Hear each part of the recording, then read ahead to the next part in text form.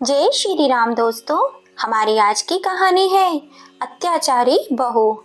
अपनी पत्नी की साड़ी को सीने से लगाए ओम प्रकाश जी आंसुओं से भरी आंखें लिए अपने कमरे में बैठे हुए थे और लगातार अपने कमरे की दीवार पर लगी अपनी पत्नी की तस्वीर को निहारते जा रहे थे और अपनी पत्नी के साथ बिताए उन सुहाने पलों को याद कर रहे थे।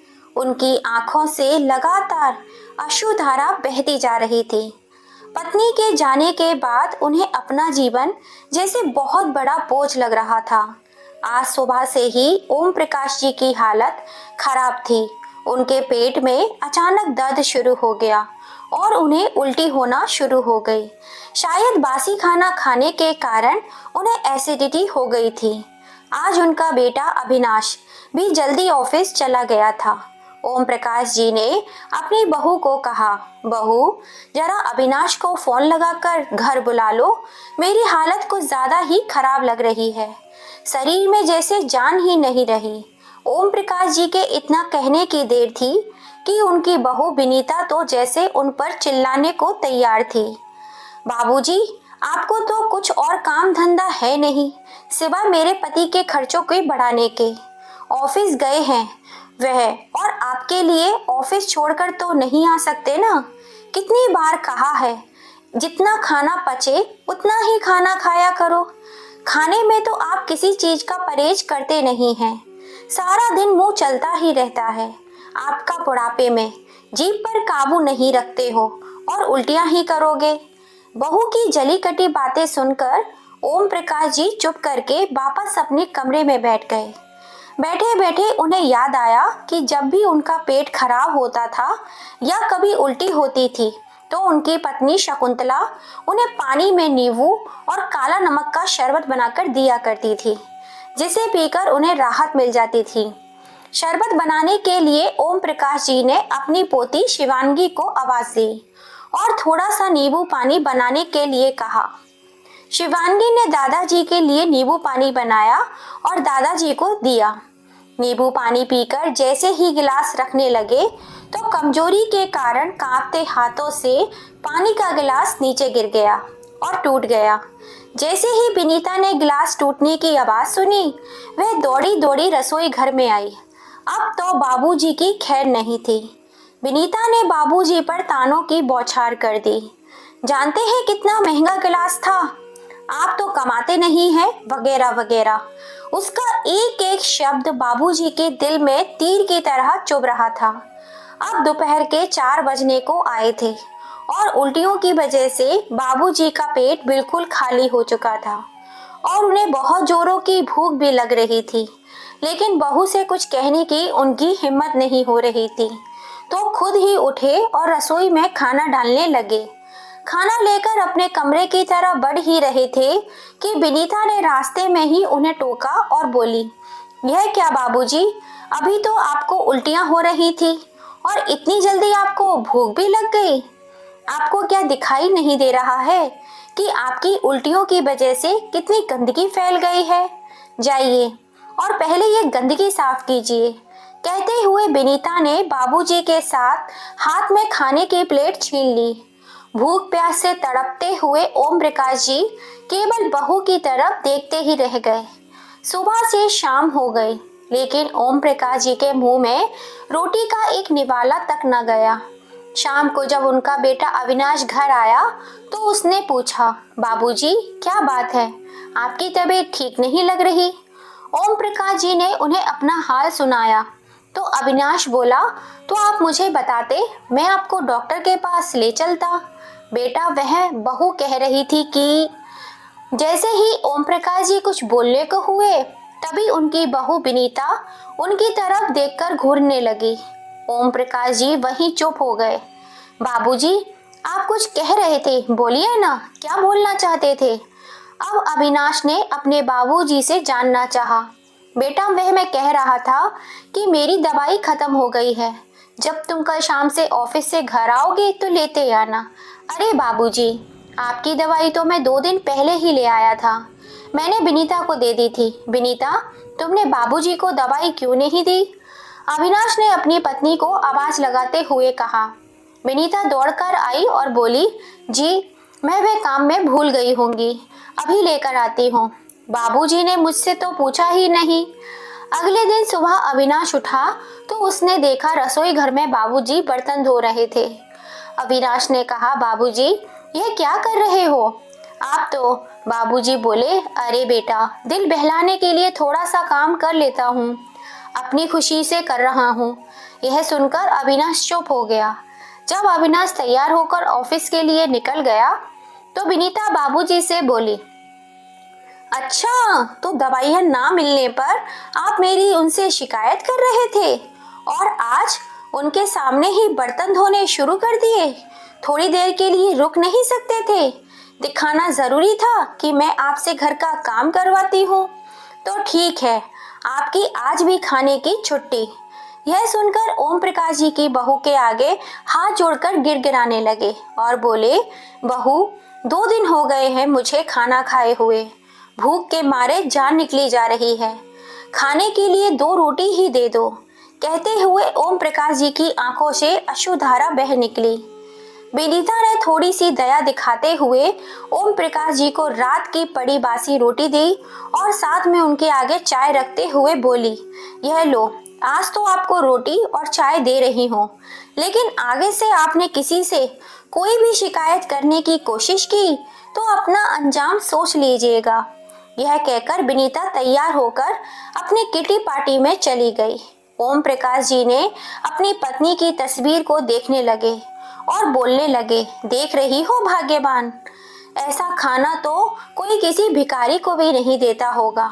उनकी पत्नी को स्वर्गवासी हुए 8 महीने हो चुके थे और इन 8 महीनों में वही जानते थे कि उन्होंने एक एक सांस किस तरह से ली। खैर 2 दिन के भूखे थे ओम प्रकाश जी, पुरानी बासी रोटियों पर भी टूट पड़े।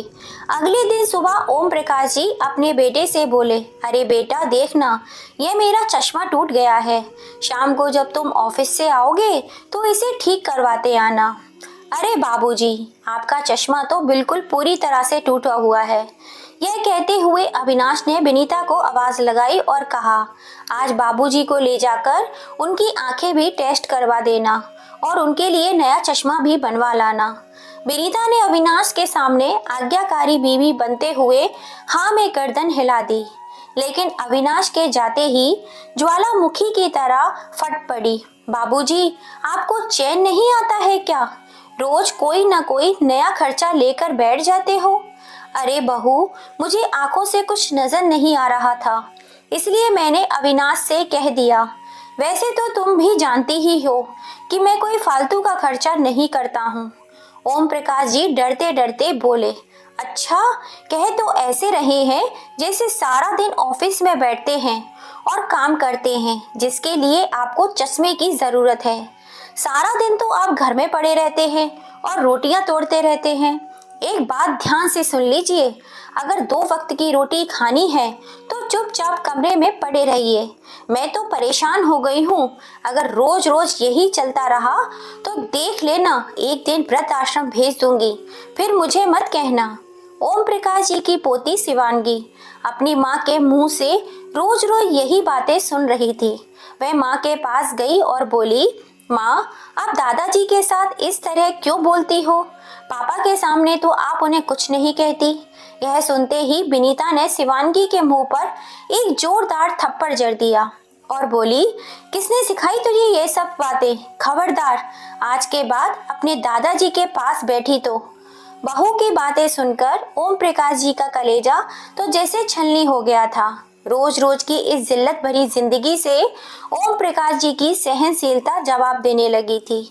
वे अपने बेटे को सब कुछ बता देना चाहते थे, लेकिन केवल यही सोचकर चुप हो जाते कि वे अपने घर में झगड़े का कारण नहीं बनना चाहते थे और अपने बेटे बहू का परिवार नहीं तोड़ना चाहते थे।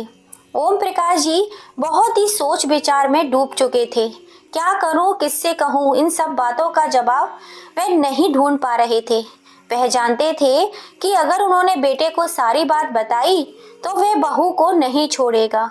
एक दिन अविनाश अपने ऑफिस चला गया और शिवांगी अपने स्कूल चली गई, तो विनीता भी तैयार होकर अपनी किटी पार्टी के लिए निकल गई। बहुत सोच विचार कर ओम प्रकाश जी बिना किसी को बताए घर से चले गए। उनकी आंखें आंसुओं से भरी हुई थीं। बहू के द्वारा कहा गया एक एक शब्द उनके कानों में गूंज रहा था। विनीता जब वापस आई तो देखा बाबूजी घर पर नहीं थे। उसने सारे कमरे छान लिए, सब जगह देख लिया, लेकिन बाबूजी कहीं नहीं मिले। आखिर बिना बताए कहाँ चले गए बाबूजी? आज आने दो उन्हें घर, उनकी खैर नहीं, ज्यादा मनमानी करने लगे हैं। सबक तो सिखाना ही पड़ेगा। लेकिन देखते ही देखते शाम हो गई। शिवानगी भी घर आ चुकी थी और अविनाश के आने का समय हो रहा था, लेकिन ओम प्रकाश जी का कोई अता पता नहीं था। इधर विनीता डर के मारे कांपने लगी थी, क्योंकि अविनाश तो आते ही बाबूजी से मिलने उनके कमरे में जाता था। अविनाश के सवालों का क्या जवाब दूंगी? कहाँ चले गए, क्यों चले गए, क्या बात हुई थी, यह सब पूछेंगे तो क्या बताऊंगी? यह सब सोच सोचकर विनीता के पसीने छूटते जा रहे थे।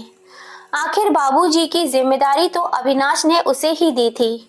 अविनाश विनीता पर पूरा विश्वास करता था और विनीता भी अविनाश के सामने बाबूजी का ख्याल रखने का ढोंग करती थी, लेकिन उसे विनीता की असलियत का पता नहीं था। पर आज पोल खुलने ही वाली थी। कुछ देर बाद जब अविनाश ऑफिस से आया तो वह बाबूजी के कमरे में गया और बाबूजी के ना मिलने पर विनीता ने उसके बारे में पूछा। विनीता कांपते हुए बोली, वह आज बाबूजी पता नहीं सुबह से कहाँ चले गए हैं। क्या मतलब तुम्हारा? क्या तुम घर पर नहीं थी? नहीं, मैं वह किटी पार्टी में गई थी। अविनाश गुस्से से लाल हो गया। तुम और तुम्हारी किटी पार्टी? अगर मेरे बाबूजी को कुछ हो गया तो मैं तुम्हें छोड़ूंगा नहीं। तुमसे तो मैं बाद में निपट लूंगा। कहते हुए अविनाश बाबूजी को ढूंढने के लिए बाहर निकल पड़ा। अविनाश ने बाबूजी को आस पड़ोस में खोजा।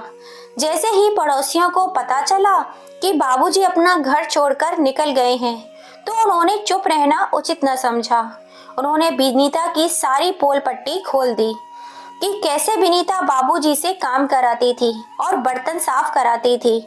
बदले में उन्हें खाने के लिए 2 वक्त की रोटी भी उसे ना दी जाती थी। यह सुनकर अविनाश परतों से जैसे पहाड़ टूट पड़ा था। उसे वह पल याद आने लगे जब बाबूजी उसे कुछ कहना चाहते थे, पर कहते कहते बीच में ही रुक जाते थे। शायद विनीता के डर के कारण बाबूजी कुछ बोल नहीं पाते थे। कितना अनजान और कितना लापरवाह था मैं, जो अपने विनीता पर आंख बंद करके विश्वास कर लिया और अपने बाबूजी की भावनाओं को समझ न सका। कहते हुए अविनाश बाबूजी की खोज में दौड़ने लगा। अचानक उसे ख्याल आया कि बाबूजी अपने गांव जाने के लिए निकले होंगे और न हो वे रेलवे स्टेशन पर ही मिलेंगे। अविनाश दौड़ते दौड़ते रेलवे स्टेशन पहुंचा, लेकिन वहां जाकर भी उसे बाबूजी कहीं नहीं दिखे। वह थक हार कर प्लेटफॉर्म पर जाकर बैठ गया और सामने ही कि बाबूजी भी प्लेटफॉर्म पर ही बैठे हुए हैं और लगातार आंसू बहे जा रहे हैं। उन्हें रोता देखकर अविनाश को अपने दिल पर 100 छुरियां चलने बराबर दर्द महसूस हुआ। जो बाबूजी भी कभी आत्मविश्वास के साथ रहा करते थे, आज वह मेरे कारण इस अवस्था में पहुंच गए। अविनाश भागकर अपने बाबूजी के पास गया। पास पहुंचकर बाबूजी को देखकर उनको गले से लगा लिया और फूट फूट कर रोने लगा। बेटे को देखकर ओम प्रकाश जी भी अपने आप को संभाल ना पाए और अपने दिल का गुवार बेटे के आगे उन्होंने खाली कर दिया। पिताजी, मैं सब कुछ जान गया हूँ कि विनीता ने आपके साथ कैसा व्यवहार किया, आप पर कितना अत्याचार किया, लेकिन आप आज तक चुप क्यों रहे, यह मैं नहीं जान पाया हूँ। आज तक जो हुआ सो हुआ, आज के बाद ऐसा कुछ नहीं होगा। विनीता ने आपको जो घाव दिए हैं, उस एक एक घाव का हिसाब तो उसे देना ही पड़ेगा।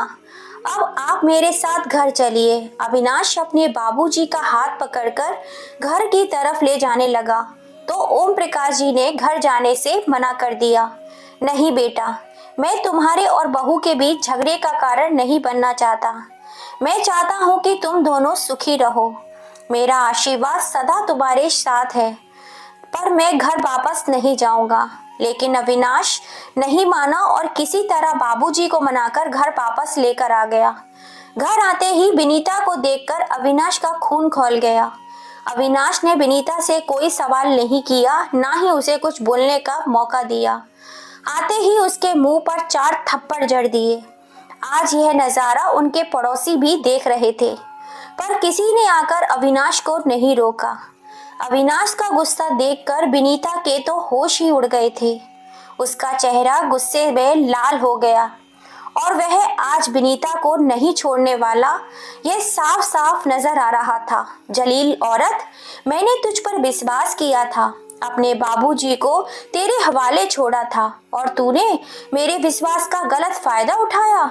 मैं तो यही सोचता था कि मेरे बाबूजी घर पर रहकर बहुत खुश है, लेकिन नहीं, तुमने तो उनका जीना बदतर कर दिया था और मेरे सामने उनका ख्याल रखने का ढोंग करती थी। कितना दुख तुमने मेरे बाबूजी को दिया है, उसे तो मैं ब्याज समेत तुमसे वसूल लूंगा। तुम अभी इसी वक्त मेरे इस घर से निकल जाओ। अविनाश ने विनीता के मायके में फोन लगाया और उसकी माँ को बोला कि आज से ही मैं आपकी बेटी के साथ सारे रिश्ते नाते खत्म करता हूँ। आइए और अपनी बेटी को अपने साथ ले जाइए, मुझे इसकी कोई आवश्यकता नहीं है। और हाँ, मेरी बेटी शिवांगी मेरे साथ ही रहेगी। तलाक का नोटिस मैं आपके घर पहुंचा दूंगा। अविनाश ने जो किया यह देखकर विनीता हक्की बक्की रह गई। ओम प्रकाश जी बोले, बेटा गुस्सा शांत करो और मेरी बात को ध्यान से सुनो। तुम्हें मेरी वजह से अपनी पत्नी के साथ रिश्ता नहीं तोड़ना चाहिए। अब तुम पति पत्नी ही नहीं, माँ बाप भी हो। सोचो तुम्हारी बेटी पर क्या गुजरेगी। मेरा क्या है, मैं तो कहीं भी रह लूंगा। नहीं बाबूजी, यह घर मुझसे पहले आपका है और इस घर के मालिक आप हो और यह घर आपसे आपका कोई नहीं छीन सकता। अगर कोई घर छोड़कर जाएगा तो वह विनीता होगी। मुझे अपने पिता की जरूरत है, उसे अपने ससुर की जरूरत नहीं है, इसलिए वह घर छोड़कर जा सकती है। यह सुनकर अविनाश ने विनीता के कपड़े बैग में पैक करने शुरू कर दिए। विनीता जोर जोर से रोते हुए बाबूजी के पैरों में जा पड़ी और माफी मांगने लगी। बाबूजी, मुझे बहुत शर्म आ रही है, मैंने आपके साथ बहुत बुरा व्यवहार किया। यह भी नहीं सोचा कि माँ के जाने के बाद आप कितना अकेला महसूस करते होंगे। आज मैं अपने किए पर बहुत ही शर्मिंदा हूँ। आज विनीता उन्हीं बाबूजी से अपने किए कर्मों की माफी मांग रही थी, जिनके साथ कभी नौकरों की तरह व्यवहार किया करती थी। ओम प्रकाश जी बहू से बोले, बहू, अविनाश मेरा इकलौता बेटा है और मैं उसके जीवन में कभी दुख देखना नहीं चाहता। जो हो गया सो हो गया, लेकिन मैं अपने बेटे का घर टूटते हुए नहीं देखना चाहता, इसलिए मैंने तुझे माफ कर दिया है। देख ले जल, देख मेरे बाबूजी का दिल कितना बड़ा है। तूने इन पर इतने जुल्म ढाए, फिर भी इन्होंने तुझे माफ कर दिया। उस दिन से बहू के व्यवहार में जमीन आसमान का परिवर्तन आ गया। अगले दिन विनीता बाबूजी के लिए कमरे में आई और बोली, बाबूजी आपकी चाय।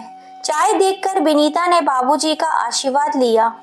आज बाबूजी अपनी पत्नी की तस्वीर के सामने सुकून से बैठे थे और खूब सेवा करवा रहे थे। आज उनकी सारी चिंताएं दूर हो गई थीं। उनकी पत्नी की मृत्यु के बाद आज पहली बार ऐसा हुआ था कि वह सुकून की सांस ले पा रहे थे और यही दुआ कर रहे थे कि भगवान हर माता पिता को अविनाश जैसी औलाद दे। तो दोस्तों, अविनाश ने अपने माता पिता पर अत्याचार करने वाली बीवी को जो सबक सिखाया वो सही था या गलत, या ओम प्रकाश जी ने अपने बेटे की गृहस्थी बचाने के लिए अत्याचारी बहू को माफ कर दिया, वो सही था या गलत? अपनी राय हमें कमेंट करके ज़रूर बताइएगा। और कहानी पसंद आई हो तो ज़्यादा से ज़्यादा इसे अपने फैमिली फ्रेंड में शेयर कीजिएगा और अगर अब तक लाइक एंड सब्सक्राइब नहीं किया है तो जल्दी से कर लीजिए। फिर मिलेंगे। जय श्री राम।